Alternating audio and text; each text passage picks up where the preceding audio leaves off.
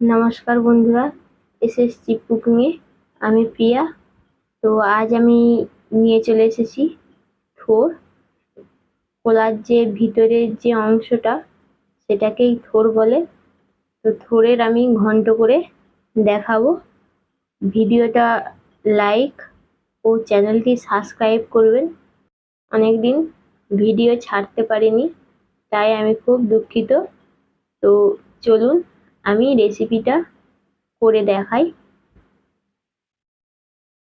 থোরটাকে আমি হাফ করে নিচ্ছি, কারণ বড় তো থোরটা, তাই আমি হাফ করে খোলা ছাড়িয়ে আমি ছোট্ট ছোট্ট করে কুচিয়ে নেব। দেখুন, এই যে থোরটা কাটছি, কাটার পর একটা জালি ভাব আসছে।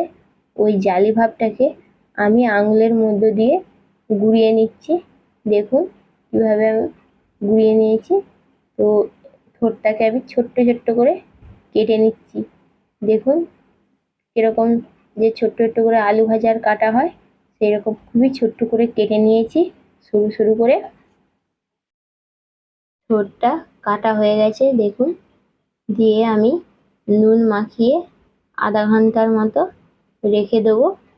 ভালো করে নুনটা মাখিয়ে নিতে হবে যেন প্রতিটা থোরের মধ্যে নুনটা পড়ে। দিয়ে আমি একটা পাত্র নিয়ে নিয়েছি, তাতে কিছুটা জল নিয়ে নিয়েছি। নিয়ে যে কুচোনা থোরগুলোকে ভালো করে ধুয়ে পরিষ্কার করে নেব। দেখুন, দিয়ে একটা আমি ছাঁকনি নিয়েছি, সেই ছাঁকনির মধ্যে থোরগুলোকে দিয়ে দেবো যাতে না জলটা থাকে। দেখুন এইভাবে বাড়িতে আপনারা বানিয়ে খাবেন, ভালোই লাগবে। কড়া আমি বসিয়ে দিয়েছি, তাতে তেলও দিয়ে দিয়েছি। তেলটা গরম হয়ে গেছে, এতে আমি কিছুটা পরিমাণে বড়ি দিয়েছি। বড়িটাকে আমি ভালো করে ভেজে নেব, একদম লাল করে ভেজে নিতে হবে। দেখুন বড়িটা ভাজাও আমার হয়ে গেছে, আমি বড়িটাকে তুলে নিচ্ছি। আমি আর কিছুটা পরিমাণে আমি তেল দিয়ে দিলাম। দিয়ে আমি যে থোড়ের জন্য ছোট্ট ছোট্ট করে আলু কেটে রেখেছিলাম, সেই আলু আমি ভালো করে একটু ভেজে নেব। তাইতে দেবো সামান্য পরিমাণে লবণ ও পরিমাণ মতো হলুদ গুঁড়ো দিয়ে দিচ্ছি। দিয়ে আমি ভালো করে নাড়তে থাকবো আলুটা যতক্ষণ না হালকা বাদামি ভাব আসছে।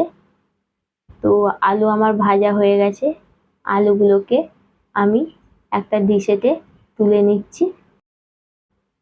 কড়াতে আর সামান্য পরিমাণে আমি তেল দিয়ে দিচ্ছি। দিয়ে আমি যে থোরগুলো জল ঝরিয়ে রেখেছিলাম সেই থোরগুলোকে আমি কড়াতে ভেজে নেব। আমি হালকা করেই ভেজে নেব। দিয়ে হলুদ দিয়ে দিচ্ছি, দিয়ে ভালো করে আমি ওটাকে মিক্সড করে নিচ্ছি।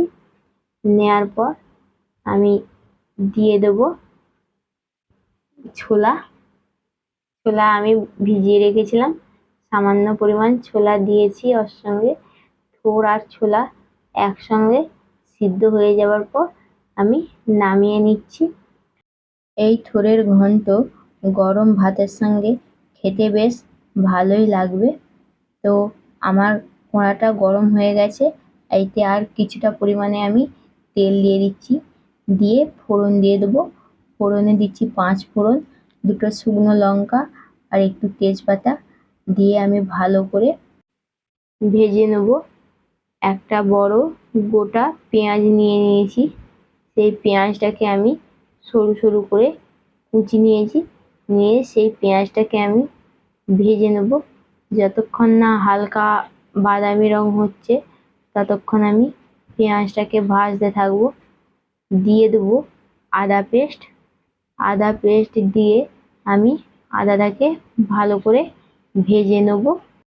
আদাটাকে ভালো করে না ভাজলে আবার গন্ধ ছাড়বে একটা, আবার বেশি ভাজলে চিটকুটি ভাব চলে আসবে।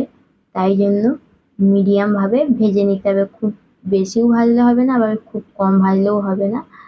ভেজে আমি একটা গোটা টমেটো নিয়ে নিয়েছি, সেটাকে কেটে ওতে আমি দিয়ে দিচ্ছি। দিয়ে ভালো করে টমেটোটাকেও ভেজে নেব। দিয়ে দিচ্ছি পরিমাণ মতো হলুদের গুঁড়ো,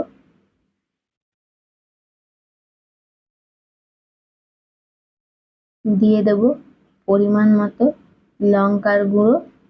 দিয়ে আমি ওইগুলোকে ভালো করে ভেজে নিচ্ছি। নেওয়ার পর দিয়ে দিচ্ছি আমি পরিমাণ মতো জিরে বাটা। দিয়ে আমি ভালো করে ওই মশলার সঙ্গে জিরেটাকে কষতে থাকবো। কষে দিয়ে দেবো পরিমাণ মতো জল। দিয়ে মশলাটাকে আমি রেডি করে নেব। দেখুন মশলাটা কেমন কালার এসে গেছে। তো মশলা আমার রেডি হয়ে গেছে। দিয়ে দেবো থোর কুচোনা যে আমি সিদ্ধ করে রেখেছিলাম, সেই থোরগুলোকে আমি দিয়ে দিচ্ছি।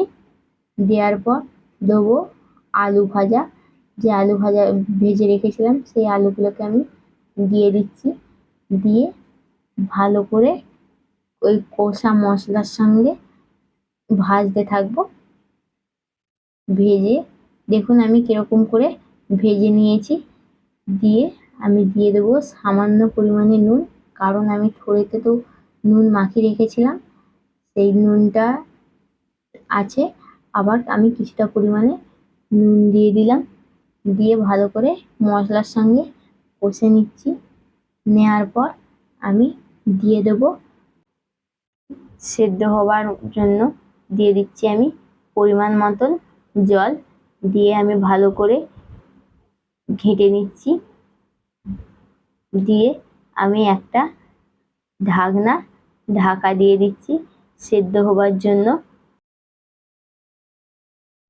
ঢাকনাটা আমি খুলে দেখে নিই যে তরকারিটা আমার সেদ্ধ হয়ে গেছে কিনা। দেখুন ঝোলটা আমার প্রায় কমে এসেছে। এতে আমি দিয়ে দেবো যে বড়িগুলো ভেজে রেখেছিলাম, সেই বড়িগুলো দিয়ে আমি ভালো করে হাতার সাহায্যে মিক্সড করে নেব। নিয়ে আবার ওই বড়িগুলো সেদ্ধ হবার জন্য আমি ঢাকা দিয়ে দেবো। আমি ঢাকনাটা খুলে দেখে নেব যে বড়িগুলো কতখানি সিদ্ধ হয়েছে। মনে হচ্ছে তো সেদ্ধ আমার হয়েই গেছে। আমি ভালো করে হাতার সাহায্যে নেড়ে চেড়ে দেখে নিচ্ছি। দেখুন প্রায় ঝোলটা শুকনোই হয়ে গেছে। দিয়ে দিচ্ছি আমি সামান্য পরিমাণে ঘি দিয়ে আমি ভালো করে নেড়ে চেড়ে নেব। দেখুন তরকারি আমার হয়ে গেছে। পরের ভিডিওতে দেখা হবে বন্ধুরা। তোমরা সবাই ভালো থাকবে। ধন্যবাদ।